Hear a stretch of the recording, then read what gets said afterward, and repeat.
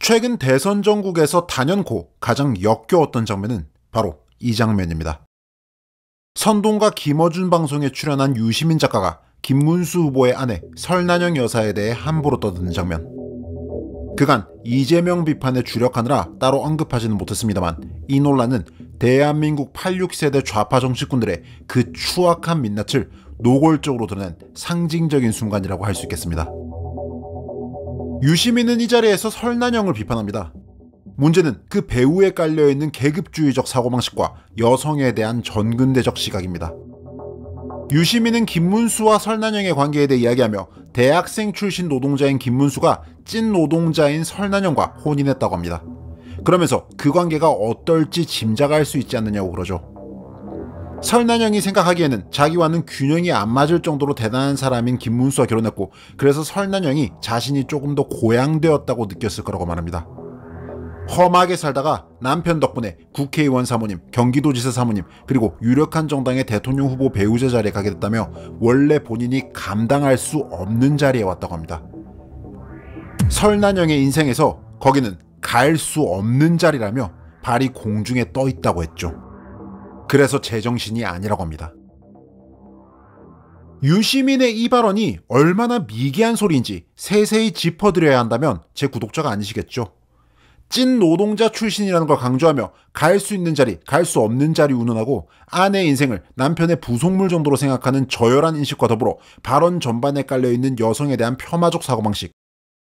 한 사람의 삶을 계급과 젠더로 정의하고서 마치 누군가에 대해 완전히 파악했다는 듯 함부로 주제에 대해 운운하는 저 오만한 꼴을 보고 있으면 유시민이라는 인간의 그 천박한 품성을 날 것 그대로 느낄 수 있습니다.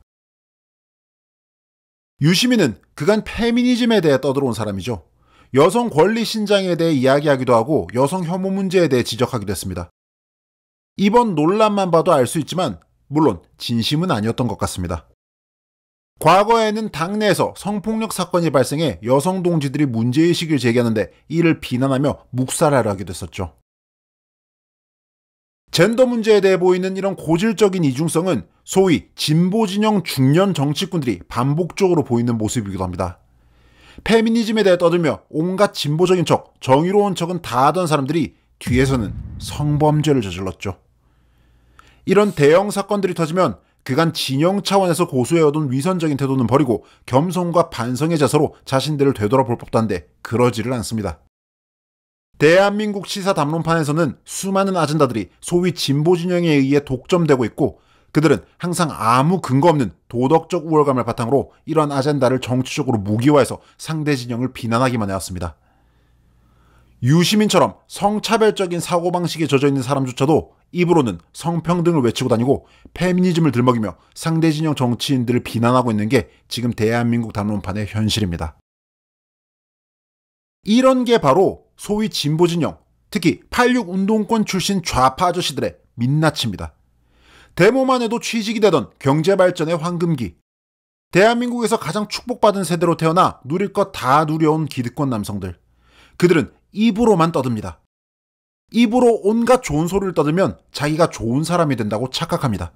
그리고 그런 행위의 반복을 통해 자신들이 정의롭다는 아무 근거 없는 확신에 젖어듭니다.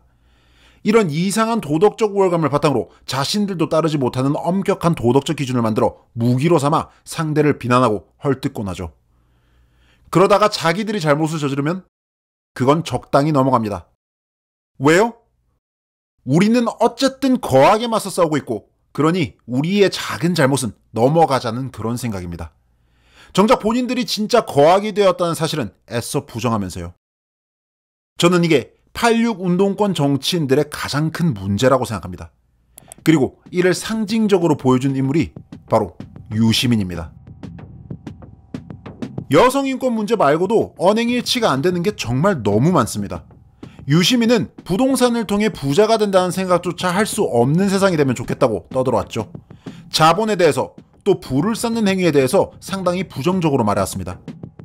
그런데 정작 유시민과 동년배 좌파 아저씨들은 대한민국에서 집값으로 가장 많은 부를 쌓아온 사람들이죠. 유시민만 하더라도 20억대 고급 빌라에 살고 있습니다. 그간 부동산 시세 차익으로 상당한 돈을 버셨죠. 가진 자에 대한 강한 반감을 가진 유시민이 자신이 가진 그 큰 재산을 덜 가진 자에게 나눠주거나 기부했다는 이야기, 저는 들어본 적이 없습니다. 내로남불이 좌파들의 대명사가 된 이유가 있습니다. 저만 하더라도 결혼식 올릴 돈으로 기부를 하고 적은 돈이 남아 정기 후원을 해왔습니다. 저는 선의 또 선행이라는 건 남에게 강요할 수 없는 종류의 것이라고 믿습니다만, 이런 걸 남에게 함부로 강요하는 유시민 같은 사람이 얼마나 많은 선행을 해왔는지 궁금하기는 합니다. 유시민이 그토록 떠들어온 그 고귀한 민주주의 정신은 어떤가요? 민주시민, 주권자들의 권리에 대해 이야기하고 옳고 그름에 관해 소리 높여왔던 그는 자신과 자신이 속한 정치 계파의 이익을 지키기 위해 온갖 비열한 짓을 해왔습니다. 86 운동권 아저씨들의 민낯을 드러낸 또 다른 대표적 사건, 조국 사태. 온 국민이 분노했던 당시 유시민은 동양대 총장에게 전화를 걸어 자기가 쓴 시나리오를 제안했죠. 범죄자 조국을 살리기 위해 국민들을 속이자는 취지였습니다. 이어서 검찰을 공격하기 위해 검찰이 자신의 계좌를 사찰했다는 새빨간 거짓말을 하기도 했습니다. 그 거짓말로 처벌받을 위기에 처하자 공개 사과를 하고 앞으로 정치 비평을 일절하지 않겠다고 선언했는데, 물론 이런 약속조차도 아무렇지도 않게 뒤집는 게 유시민입니다. 이렇듯 유시민은 자신과 권력을 나누는 자기 편을 지키기 위해서는 온갖 거짓말과 공작을 일삼고 권력을 휘두르기도 합니다. 한편 늘 그러하듯 자신이 적대하는 세력 혹은 자신을 비판하는 세력에 대해서는 아주 노골적인 공격성을 드러내죠. 유시민이 젊었을 때 그는 나이 60이 넘으면 뇌세포가 죽어서 멍청해진다며 자신을 비판하는 노년층을 폄하하고 공격했습니다. 그랬던 그가 60대 중반이 된 지금은 2030 청년들을 비난합니다. 민주당을 비토하는 2030 남성들을 반복적으로 비난해왔죠. 자기 같은 기성세대에게 불만이 있으면 자기들이 그랬듯 화염병 던지고 돌 던지라는 그런 무책임한 말을 하기도 했습니다. 그게 국민의힘 쪽에 투표하는 것보다는 낫다는 식으로 말하면서요. 이렇듯 유시민이라는 정치인을 뜯어보면 정말 불쾌할 정도의 독성과 자기합리화를 느낄 수 있습니다. 유시민이라는 사람이 전국구 스타가 된 그 시작점을 고려하면 어쩌면 당연한 건지도 모르겠습니다. 이른바 서울대 프락치 사건. 이전에 이 영상을 통해서 자세히 소개해드린 사건인데요. 혹시 이 사건을 잘 모르시는 분은 꼭 이 영상을 봐주시기 바랍니다. 이걸 모르고서 유시민을 그리고 86 운동권 정치인들 이해하는 건 불가능합니다. 운동권 학생이었던 유시민은 동지들과 함께 대학 캠퍼스에 들어온 민간인들을 납치해 고문했습니다. 서울대를 구경하고 싶어서, 도강을 하려고, 캠퍼스 생활을 경험해보고 싶어서 서울대생인 척 학교에 들어온 죄 없는 청년들을 붙잡아 경찰의 프락치로 몰아세우며 끔찍한 고문을 가했죠. 전자계산기, 몽블랑 만년필 등을 갈취하기도 했습니다. 이런 끔찍한 범죄는 유시민의 지도하에 이루어졌고 이 일로 유시민은 감옥에 갑니다. 그런데 유시민은 이런 범죄가 마치 조국을 사랑해서 벌인 일이라도 되는 것처럼 네크라소프의 시구를 인용해 항소 유서를 썼고, 이 범죄자의 궤변이 당시 운동권 사이에서 명문이라 떠받들어지며 그를 스타로 만들게 됩니다. 유시민 일당에게 고문을 당했던 피해자 4명. 그들은 이 사건 이후 정상적인 사회생활을 하지 못하게 됐습니다. 폭행 피해로 인한 정신분열 증세 등을 앓게 되었죠. 대인기피증으로 대학 진학을 포기한 사례, 폭행 후유증에 의해 고시를 포기한 사례, 한국을 떠나버린 사례 등 이 피해자들의 삶의 궤적은 유시민을 만난 이후 완전히 바뀌었습니다. 피해자들과 그 가족들은 유시민이 정치를 하던 당시 그에게 강한 반감을 표했고 아직까지도 사과 한마디 받지 못했다며 울분을 토하고 있습니다. 그렇게 누군가의 인생을 망쳐놓고 유시민은 이걸 민주화를 위해 한 일처럼 합리화했으며 이를 바탕으로 인지도 높은 스타가 되어 수많은 부와 권력을 얻게 된 겁니다. 지금 대한민국에 정의는 없습니다. 정의를 참칭하고 독점하고 있는 저 권력자들이 있는 한은요.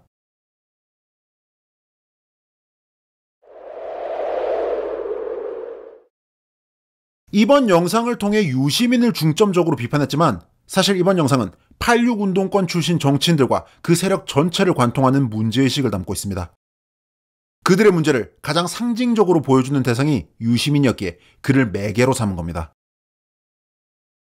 86세대 운동권 출신들, 소위 민주화 세대라 이끌어지는 그들은 당시 기성세대의 문제를 지적하며 들고 일어선 2030 청년들이었습니다. 그리고 저는 이 민주화 세대의 분명한 공을 인정해왔습니다. 군사정권의 권위주의 체제에 맞섰고 한국의 민주주의 체제를 진일보시켰죠. 경제발전 시기 쌓여온 사회의 여러 문제들을 해결하기도 했습니다. 민주화의 공에 대한 이런 재평가는 가끔 같은 진영 내 사람들로부터 반감의 대상이 되기도 합니다. 덕분에 위장우파 운운하며 저를 욕하는 분들도 가끔 계시죠. 단순한 진영 논리에 갇혀서 그런 무식한 비난을 하는 분들은 부디 이 시대정신 영상을 봐주시기 바랍니다. 제가 말하고 싶은 건 인정할 건 인정하자는 겁니다. 민주화 세대에게 분명한 공이 있는 것과 마찬가지로 그들에게는 아주 명백한 과가 존재합니다. 그리고 저는 이런 과에 대해 누구보다도 열심히 지적해왔습니다. 분명한 역사적 자료와 사실을 바탕으로요. 그 비판 논리의 근간에 민주화 세대가 울부짖었던 민주주의가 있다는 점 역시 중요합니다. 저는 한국 사회가 또 정치, 역사, 문화담론이 발전하기 위해서는 이런 공과를 있는 그대로 바라보고 평가할 수 있는 객관성이 필요하다고 생각합니다. 빛이 있다고 해서 그림자의 존재가 사라지는 건 아니고 그림자를 지적한다고 해서 빛의 가치가 사라지는 게 아닙니다. 산업화 세대는 대한민국의 기틀을 다졌습니다. 전쟁 후 폐허밖에 없던 나라를 일으켜 세웠죠. 대한민국의 건국사는 세계사의 기적입니다. 가난과 싸웠던 그들 덕분에 그 자식 세대인 민주화 세대가 공부를 할 수 있었죠. 먹고 사는 문제가 어느 정도 해결된 상태에서 세상에 대해 공부하고 고민하던 민주화 세대는 여러 사회 부조리에 눈을 듭니다. 그리고 목소리를 냈죠. 그렇게 기성세대, 산업화 세대와 싸우는 그 과정에서 반동적인 성격을 보이기도 합니다. 사이비 민족주의를 바탕으로 한 친북사상, 반미사상 등이 그 예입니다. 잘못도 여러 저질렀죠. 유시민의 민간인 고문 사건과 같은 치기 어린 젊은이들의 각종 범죄와 테러들이 있었고 심지어 북한과 동조해 나라를 엎겠다는 반국가 행위도 있었습니다. 하지만 진정한 민주주의를 이루겠다는 거대한 명분을 바탕으로 싸움을 이어간 결과 민주화 세대는 승리했습니다. 그렇게 87 체제 이후 정치적 헤게모니를 거머쥐게 됩니다. 산업화 세대의 기득권들은 자신들이 물러날 때임을 알았고 그렇게 제6공화국 등장과 더불어 사회가 변합니다. 시대정신이 변했죠. 문제는 오늘날입니다. 지금 86세대 운동권 정치 세력은 명실상부 대한민국 최고의 권력 집단입니다. 그리고 이 권력 집단은 자신들이 휘어잡은 세상이 더 이상 변하는 걸 원하지 않습니다. 그렇게 대한민국의 발전이 멎었고 시대정신이 멈췄습니다. 그들은 자신들의 상징 자산을 더욱 미화하기 위해 역사를 독점하고 역사를 사법의 영역에 집어넣는 만행을 저지르고 반민주적 악법을 동원해 자유로운 토론과 비판을 가로막고 있습니다. 이에 저항하는 모든 이들을 친일파로 극으로 몰아세우며 악마화합니다. 군사정권 시절의 메카시즘이 그대로 반복되고 있죠.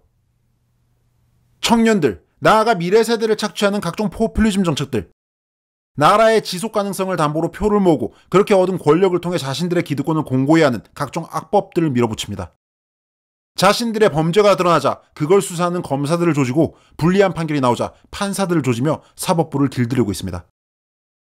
그렇게 일상화된 권력의 폭주를 통해 호의호식하고 있으면서 여전히 입으로만 정의를 떠들고 있죠.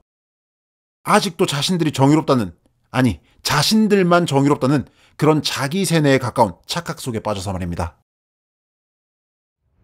추하게 늙는다는 건 바로 이런 거라고 생각합니다.